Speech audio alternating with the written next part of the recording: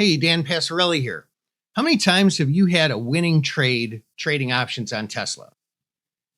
Is your win rate better with credit spreads or time spreads or iron condors? The fact is, it's hard to remember that unless you have really good, solid data to back that up. And it's not your fault. Your brain is just not wired to be able to answer those questions without having hard data. See, humans have a couple of, they're called heuristics. There's actually several of them. I want to talk about two of them today.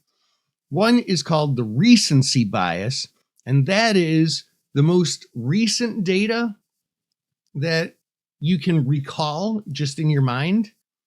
You overweight that data.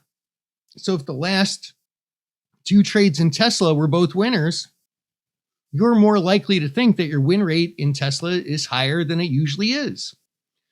And then there's something called the confirmation bias. And that is like, well, I don't remember that. I think I have a high win rate in Tesla. And you kind of go and scan, your trade log, and your eyes will just naturally be drawn to those winning trades because your brain wants to confirm what it thinks is true and seeks information that fits nicely into that little box. So what do? Well, look, what I do, let's take, for example, my earnings trades. Every earnings trade that I make, I keep a separate spreadsheet and I keep track of how many wins and how many losses that I had on them, what the type of trade was, and how big the win and loss was. And then I have a column for notes just in case, for example, following expiration, the market stayed really wide and the market makers wouldn't let me out of the trade. That's good information to remember for the future. And I've got a list of 190 stocks that I've traded options on for earnings in the past. And I can't remember every one of them every time for the past, 5 years. So data.